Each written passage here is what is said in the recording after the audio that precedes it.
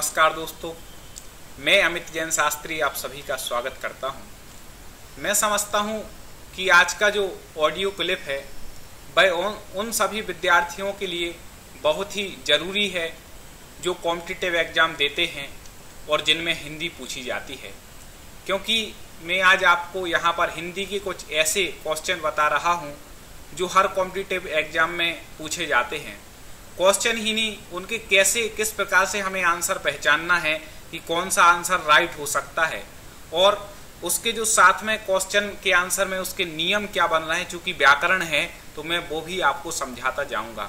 थोड़ा समय लग सकता है, लेकिन यदि आपने एक क्वेश्चन समझा तो उससे संबंधित 10 क्वेश्चन आपको अपने आप समझ में आ जाएंगे। इसलिए आप वीडियो को पूरा देखते जाएं। आज का वीडियो आप सभी के लिए बहुत उपयोगी है और मुझे विश्वास है कि जब आप वीडियो देखेंगे और आपको पसंद आएगा तो आप हमारे वीडियो को लाइक और शेयर जरूर करेंगे।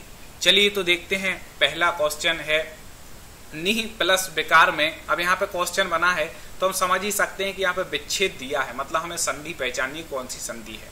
तो देखें, पहला ऑप्शन यहाँ पर दिया है कि निविकार। ये वैसे कोई शब्द ही हिंदी में नहीं होता, लेकिन फिर भी आंसर क्यों नहीं होगा मैं आपको बता देता हूँ।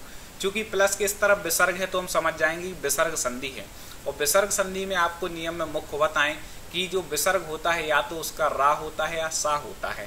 तो यहाँ पे ना रा हुआ है ना सा हुआ है, इसलिए तो आंसर हो ही नहीं सकता। इसके बाद यहाँ पे देखें निर्विकार। नी का यदि विसर्ग का रा करें, आधा वाला होता है हलंत वाला जो, तो उसको निर हो जाएगा और विकार, तो निर्विकार सही आंसर है। निविकार ये तो हो ही नहीं सकता, क्योंकि निविकार इसमें कोई शब्द ही हिंदी में होता ही नहीं। कई शब्द ऐसे ऑप्शन में दिए रहते हैं जो हिंदी में शब्द ही नहीं होते। निर्विकार कोई शब्द ही नहीं है, ते भी नहीं होगा, इनमें से कोई नहीं होगा, क्योंकि निर्विकार हम पहचान चुके हैं। चलिए अगला क्वेश्चन देखें। निम्न में से किस शब्द में विसर्ग संधि है? देखें, सज्जन। अब यहाँ 20 से यदि हम शब्द को तोड़ें तो ता का यहाँ पर जा हुआ है, सत प्लस जन, मतलब यहाँ पे व्यंजन संधि थी। ये आंसर नहीं है। इसका दूसरे नंबर पर दिया है अतः प्लस एव, इसमें हो जाएगी। अतएव जो दिया है तो इसका संधि क्या बनेगा? विच्छेद। अतः प्लस एव, यहाँ विसर्ग का लोप हो जाएगा तो हो जाएगा अतएव। इसके बाद दिया है सदैव। जो सदैव है तो हमने आपको जब संधि पढ़ाई थी, हमारा संधि का वीडियो हमारे चैनल की प्लेलिस्ट में जाकर के आप देख सकते हैं। बहुत ही सरल तरीके से वीडियो के माध्यम से हमने संधि पढ़ाई है, उसकी ट्रिक बताई पहचानने की। जैसे मैंने ट्रिक में बताया था कि यदि 2 मात्राएं दी हों तो वहां पर वृद्धि स्वर संधि होती। किसी भी उदाहरण में यदि 2 मात्राएं शब्द के ऊपर देंगी वृद्धि, जैसे यहाँ पे दी हैं 2, तो यहाँ सदा प्लस एक, सदैव वृद्धि स्वर संधि बन जाएगी। साथ ही साथ दूसरी ट्रिक बताई थी कि यदि 1 मात्रा दी हो तो वहां पर गुण संधि होती है। जब आप वीडियो को पढ़ेंगे तो आपको और अच्छे समझ में आएगा। 1 मात्रा यहाँ पर दी है नर प्लस इंद्र, तो क्या बन जाएगा? नरेंद्र। गुण संधि यहाँ पर हो जाएगी। तो विसर्ग संधि का सही आंसर हो जाएगा अतएव में क्या है? विसर्ग संधि है। चलिए अगला क्वेश्चन हम देखते हैं कि निराशा का संधि विच्छेद क्या होगा। अब हमने बताया था कि विसर्ग संधि हम में क्या होता है, या रा होता है सा होता है। 20 से जब तोड़ेंगे तो एक तरफ निर निकल रहा है, एक तरफ आशा निकल रहा है। निर प्लस आशा को यदि हम जोड़ते हैं तो यहाँ पर व्यंजन संधि होती है, और ये व्यंजन संधि का उदाहरण है नहीं। तो निह का विसर्ग का क्या होता है? रा होता है। तो निह का क्या हो गया? निर और प्लस आशा, तो मिला करके निराशा बना है। तो निह प्लस आशा इसका सही आंसर हो जाएगा।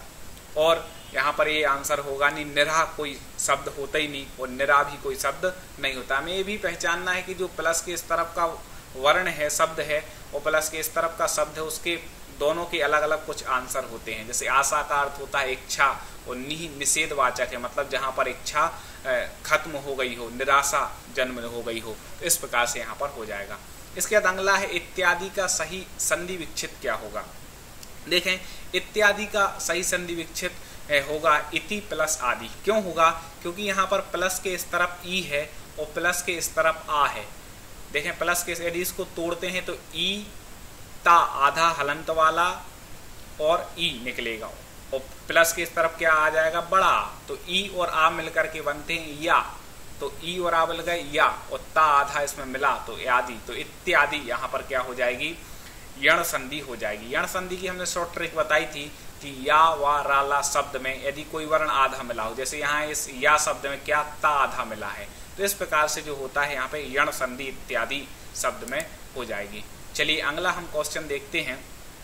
अगला क्वेश्चन है भूस्मा में प्रयुक्त संधि का क्या नाम है। अब भूस्मा में देखें, भू को अलग कर दें और समा, समा कोई शब्द नहीं होता, यहाँ पे समझ में ही आ रहा है कि ऊष्मा दिया है तो भू अलग कर दिया, ऊष्मा अलग कर दिया, तो ऊ के बाद प्लस के इस तरफ क्या आ जाएगा, ऊ आ जाएगा, प्लस के इस तरफ भी ऊ आ जाएगा, और जहां पर समान वर्ण मिलते हैं तो वहां पर सवर्ण दीर्घ होकर के दीर्घ स्वर संधि होती है। तो देख लें उदाहरण में दीर्घ स्वर संधि दिया है तो आप उस पर राइट टिक कर सकते हैं। इसके बाद अगला जो है, निम्न में से शुद्ध वर्तनी का चयन कीजिए। अब हमें शुद्ध वर्तनी देखनी है। शुद्ध वर्तनी में सबसे ज्यादा पूछा जाने वाला क्वेश्चन है, जैसे कवित्री, कवित्री कोई शब्द नहीं होता। कवियत्री, इसमें थोड़ा लोग कंफ्यूज होते हैं, लेकिन ये भी कोई शब्द नहीं है, क्योंकि यहाँ पे आप इसको तोड़ें तो आप देखें कवियत्री हो रहा है, जो कि कवि को दर्शा रहा है, पुरुषवाची को दर्शा रहा है, तो यहाँ पर ये भी नहीं होगा। कवित्री हो जाएगा, क्योंकि कवित्री यहाँ पर सही आंसर इसका हो जाएगा, कवित्री भी गलत है। तो कवित्री, इसको आप बिल्कुल ध्यान से देख लें, जब क्वेश्चन में पूछा जाए तो आप कर लें। इसी के साथ एक वर्ण और है जो सबसे ज्यादा पूछा जाता है, उज्ज्वल। उसमें भी लोग कंफ्यूज ज्यादा होते हैं, तो उसमें क्या रहता है, ऊ रहता है, आधा जा रहता है, फिर आधा जा रहता है, फिर वा रहता है और फिर ला। तो उसमें जिसमें दो आधे जा हो वो उज्ज्वल ठीक होता है। चलिए अगला हम देखते हैं, निम्न में से शुद्ध वर्तनी का चयन कीजिए। शुद्ध वर्तनी का चयन यहाँ पर हमें करना है। देखिए आप हमारे वीडियो को देख रहे हैं, यदि आपको पसंद आए तो लाइक जरूर करें, और इस वीडियो को यदि आप शेयर करेंगे तो और भी लोगों को जिनको हिंदी टफ लगती है उनके लिए भी आसान होगी, वो भी इसको पढ़ सकेंगे। चलिए, तो निम्न में से शुद्ध वर्तनी पहचानना है। अब देखें, कुमुदनी कोई शब्द नहीं होता। जितना आप हिंदी की बुक को पढ़ेंगे उतना आपको हिंदी भाषा अपने आप आएगी। यहाँ पे सी दिया है कुमुदनी, कुमुदनी ये इसका राइट आंसर है। इसके बाद अगला है, निम्न में से शुद्ध वर्तनी का चयन कीजिए। अब देखें, जितना आप हिंदी को पढ़ेंगे उतना आप शुद्ध वर्तनी, यदि आप सही पुस्तक से पढ़ते हैं तो आप देखेंगे तो माइंड में लगाएंगे कैसे लिखा जाता है। तो मृत्युंजय यहाँ पर लिखा हुआ है, कोई शब्द नहीं होता, ये आप सीधे ही देख रहे हैं कि इसका आंसर गलत होगा, मृत्युंजय। अब जो देखें, यदि बीच में ये ऊपर बिंदी आती है तो इसको ना उच्चारण किया जाता है, और लास्ट में आती है किसी शब्द के तो माँ किया जाता है। यहाँ पे ना आ रही है तो कैसा, मृत्युंजय, इसको क्या किया आपने, ना उच्चारण, तो ये सही आंसर हो जाएगा सी। इसके बाद अगला देखें, निम्न में से शुद्ध वर्तनी का चयन कीजिए। अगली जो शुद्ध वर्तनी संबंधी बहुत सारे क्वेश्चन पूछे जाते हैं, ऐसे क्वेश्चन लाइन जो सबसे ज्यादा पूछे गए हैं। अब देखें, इन चारों में देख लें कि द्वंद्व थोड़ा अच्छा सा लग रहा है, आप लोगों ने सुना भी होगा, द्वंद्व समास होता है, उसको इस प्रकार से लिखा जाता है, तो आप इसका आंसर सही लगा सकते हैं। इसके बाद है, निम्न में से शुद्ध वर्तनी का चयन कीजिए। अगली शुद्ध वर्तनी अपकीर्ति। अब देखें, यहाँ पे जो रा की रेफ रहती है, जो ता के ऊपर दी है, तो इसका उच्चारण कब किया जाता है, इसका उच्चारण किया जाता है जिस शब्द पर ये रेफ लगी है उस शब्द के पहले वाले शब्द के बाद। जैसे यहाँ पे रेफ लगी है ता पे, तो उसके पहले वाला शब्द क्या है, का है, तो इसके बाद हम इसको उच्चारण करेंगे। तो अब इसको उच्चारण करके देखिए, अप कीर्ति, तो अपन ने रा का उच्चारण कब किया, यहाँ पे की के बाद किया, तो तभी इसका शुद्ध उच्चारण बनेगा। अब जब भी किसी भी शब्द में यदि रेफ लगी है तो जिस शब्द में लगी उसके पहले और उसके पहले जो शब्द है उसके बाद, मतलब इन दोनों के बीच में इसका हमें उच्चारण करना है। यहाँ पे बीच में इसका उच्चारण, तो अप कीर्ति। अब देखिए, यदि इनमें करें तो कैसे आ रहा है, अप करती आ रहा है। यहाँ पर यदि हम इसको उच्चारण करते हैं रा को, तो अप करती आ रहा है, शब्द होता नहीं। यहाँ पर उच्चारण करते हैं तो अप कीर्ति में बड़ी की मात्रा आ रही, बड़ी की मात्रा होती नहीं, और यहाँ पर आप किती, ये तो आंसर हो गई नहीं। तो आप रा की रेफ का उच्चारण भी सीख सकते हैं। चलिए, इसके बाद हम देखें अगला, निम्न में से शुद्ध वर्तनी का चयन कीजिए। सबसे ज्यादा लोग क्वेश्चन में कंफ्यूज होते हैं संधि से और यहाँ पर शुद्ध वर्तनी से। वो ही क्वेश्चन हम आपको मुख्य लाए हैं, तो जरूर पढ़ें इसको। पहला है अधोपतन। देखें, अधोपतन कोई शब्द नहीं बनता, संधि करके हम जरूर बना सकते हैं, लेकिन मुख्य शब्द क्या है, अधापतन, जो तीसरे नंबर पे दिया है। अधा मतलब नीचे की और पतन मतलब गिरना, तो अधा पतन यहाँ पर विसर्ग जो बना है वह हो जाएगा। अधि मतलब होता है पीछे, तो पीछे पतन कोई शब्द बनता नहीं, तो अधा पतन, पतन कहाँ होता है, नीचे की ओर, तो अधा पतन इसका सही आंसर हो जाएगा। और आंसर आप समझ में देख ही सकते हैं। लेकिन कोई भी क्वेश्चन होता है उसमें दो शब्द तो ऐसे होते हैं जिनका कहीं से उस आंसर से ताल्लुक होता ही नहीं, दो में कंफ्यूजन लोग सबसे ज्यादा होते हैं। तो जो अपने वहाँ पर माइंड को प्रिपेयर करके जाएगा, अच्छे से पढ़ के जाएगा, वो 2 में से भी एक आसानी से।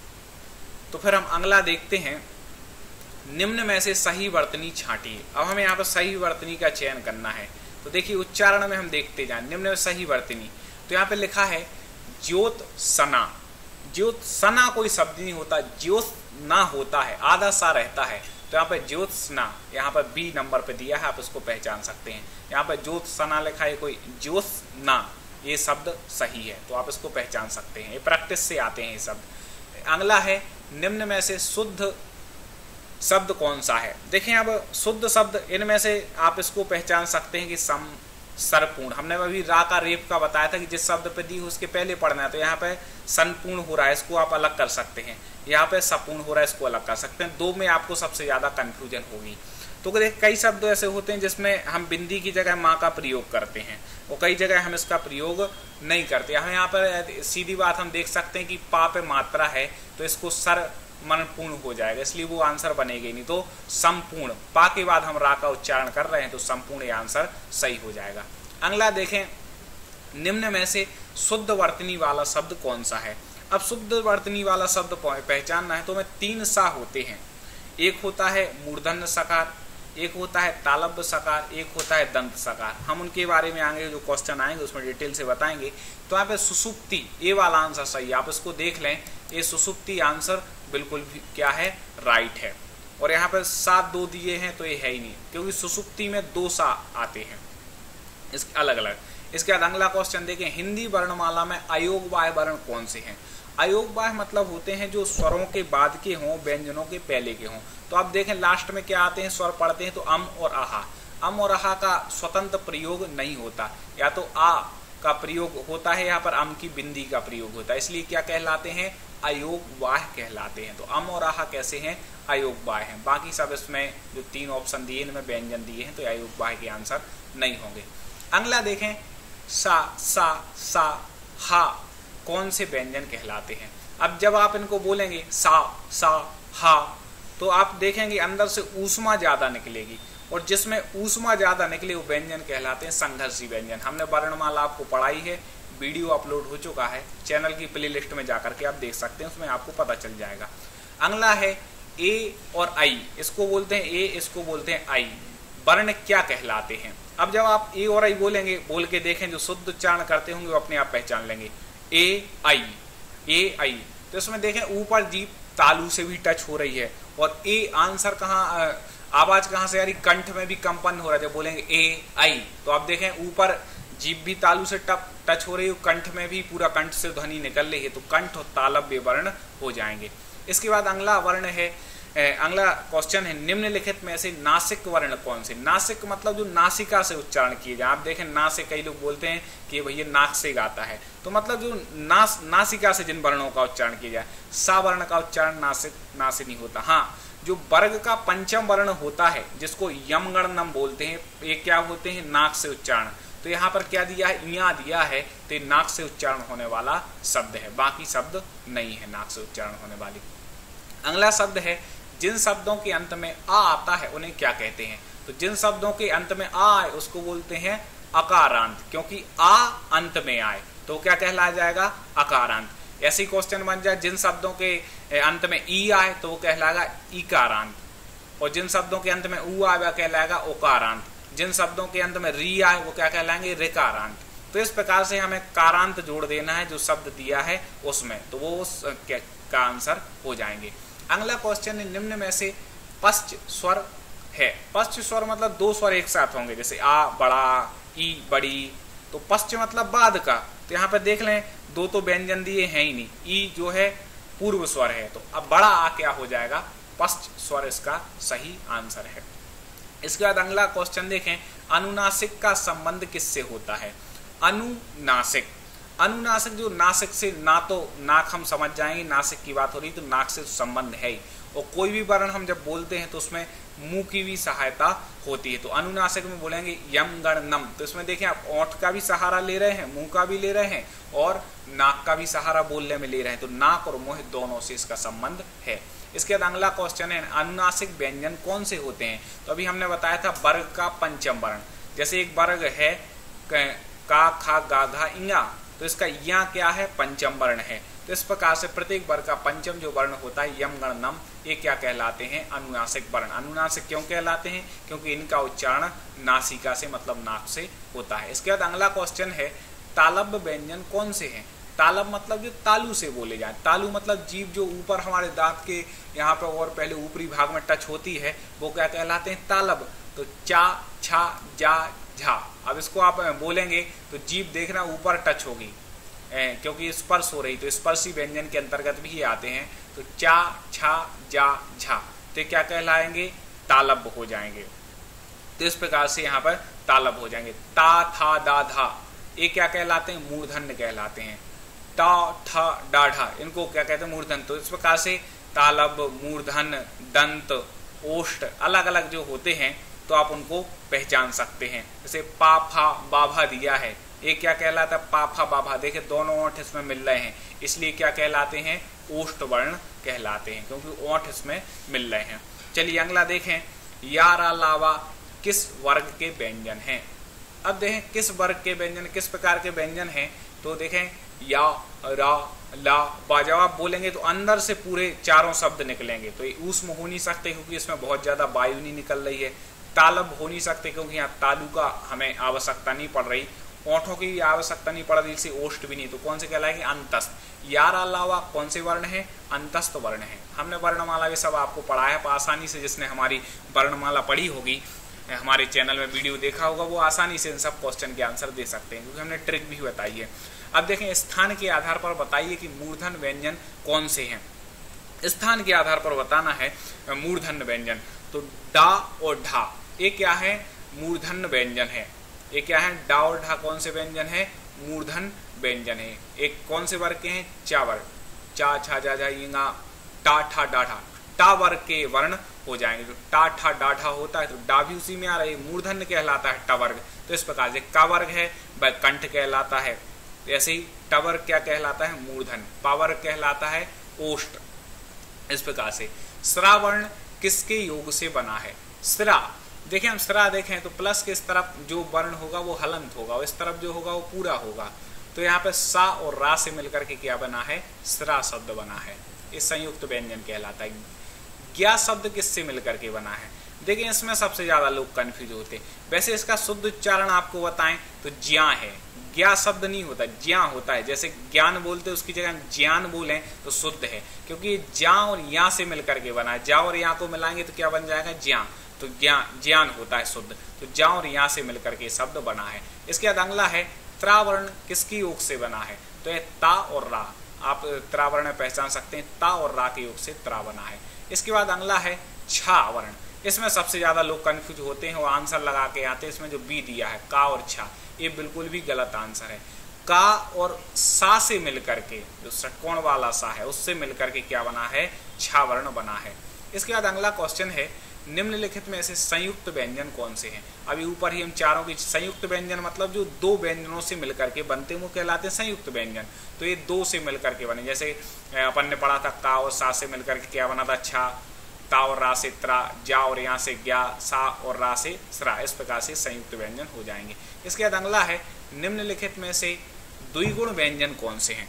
द्विगुण मतलब जो द्विगुणित व्यंजन होते हैं, दो गुण वाले, जिनके नीचे आप पहचान सकते हैं ऐसी मात्रा भी लगी, जो नीचे यहाँ पर बिंदी दी है आप देख सकते हैं, ढा के नीचे भी डा के, तो ये द्विगुण व्यंजन के अंतर्गत आते हैं। तो इस प्रकार से डा और ढा यहाँ पर सही आंसर हो जाएगा। निम्नलिखित में से ऊष्म व्यंजन कौन से हैं। ऊष्म मतलब जिनको पढ़ने में ऊष्म मतलब वायु, ऊष्मा का अर्थ होता है वायु निकले, हवा बहुत ज्यादा निकले। आप इनको बोल करके भी देख सकते हैं, जब चारों वर्ण में जो ऑप्शन दिए उनको बोल करके देखेंगे तो सा और हा बोलने में सबसे ज्यादा वायु मुंह से ऊष्मा निकलेगी, तो आप इसको सही आंसर लगा सकते हैं। इसके बाद अगला है हिंदी वर्णमाला में संयुक्त व्यंजन की संख्या कितनी होती है। अभी ऊपर पढ़ चुके हैं छत्र, ज्ञा और स्रा, ये चार वर्ण संयुक्त वर्ण होते हैं। यदि चार ऑप्शन में ना दिया हो तो आप तीन आंसर लगा सकते हैं, जब ऑप्शन में चार ना दिया हो। इसके बाद अगला है हिंदी वर्णमाला में व्यंजनों की कुल कितनी संख्या है। सबसे ज़्यादा लोग इनमें कंफ्यूज होते हैं क्योंकि जितनी भी आप बुक देखेंगे उसमें अलग अलग व्यंजनों की संख्या दी है। यदि 33 दी है तो हमें 33 ही आंसर लगा के आना, क्योंकि सबसे सही आंसर इसका 33 होता है व्यंजनों का। और हिंदी वर्णमाला में स्वरों की संख्या कितनी है, तो इसका आंसर 11 है। किसी बुक में 10 भी दिया रहता है, किसी में 12 भी, किसी में 13 भी। हमें क्या लगाना है, आंसर 11। तो इसका सही आंसर क्या लगाना है, 11। इसके बाद आगे आते हैं, अगला क्वेश्चन जो है वर्णों के व्यवस्थित समूह को क्या कहते हैं। जब वर्ण जो व्यवस्थित समूह हो जाता है तो वर्णमाला, किसी भी चीज का हम व्यवस्थित करें तो माला बन जाती, तो यहाँ पे क्या हो जाएगा, वर्णमाला। इसके बाद अगला है भाषा की सबसे छोटी इकाई क्या है। तो भाषा की सबसे छोटी इकाई ध्वनि या वर्ण। यदि ध्वनि दिया हो ऑप्शन में तो ध्वनि लगाएं, और वर्ण दिया तो वर्ण। दोनों अलग अलग नहीं दिए हो सकते क्योंकि ये ध्वनि और वर्ण एक ही चीज है। इसके बाद अगला है निम्नलिखित में से कौन अयोग्यवाय है। अयोग्यवाय अभी अपन ने पढ़े थे अम और आहा, तो अम और आहा किस में आते हैं, विसर्ग के अंतर्गत आ जाते हैं। तो विसर्ग शब्द कैसे हैं, अयोग्यवाय हैं। इसके बाद हिंदी की आदि जननी क्या है। सभी लोगों को पता है हिंदी क्या, सभी भाषाओं की आदि जननी क्या है, संस्कृत है। तो हिंदी की भी आदि जननी कौन सी भाषा हो जाएगी, संस्कृत भाषा। इसके बाद अगला देखें, हिंदी के उद्भव का सही क्रम है। उद्भव मतलब होता है उत्पत्ति का। तो हिंदी की कैसे उत्पत्ति हुई, तो पहले पाली आई, फिर प्राकृत, फिर अपभ्रंश, फिर अवहट्ट, फिर हिंदी। इस प्रकार से यहाँ 4 का ये हमें क्रम याद रखना है, पाली, प्राकृत, अपभ्रंश और अवहट्ट। तो इस प्रकार से हमने आज 40 ऐसे क्वेश्चन पढ़े जो आपके लिए बहुत उपयोगी हो सकते हैं। मैं उम्मीद करता हूँ आपको पसंद आए होंगे। आप और किस प्रकार के क्वेश्चन चाहते हैं आप हमें कमेंट में लिख करके बताएं, और ये जरूर बताएं कि आपको जो समझाए किस प्रकार से लगा। और हमारे वीडियो की लिंक को आप फेसबुक, व्हाट्सएप के माध्यम से शेयर करके अपने दोस्तों तक भी इसकी जानकारी पहुंचा सकते हैं। जिन्होंने चैनल को सब्सक्राइब नहीं किया हो, आप नीचे देखें, यदि लाल कलर में सब्सक्राइब दिया है मतलब ही आपने सब्सक्राइब नहीं किया, सब्सक्राइब कर लें, जिससे आगे की भी वीडियो आप तक पहुंचे और आप जिस कॉम्पिटिटिव एग्जाम की तैयारी कर रहे हैं उसमें बहुत ही अच्छे नंबर लाएं। आप सभी के लिए बेस्ट ऑफ लक।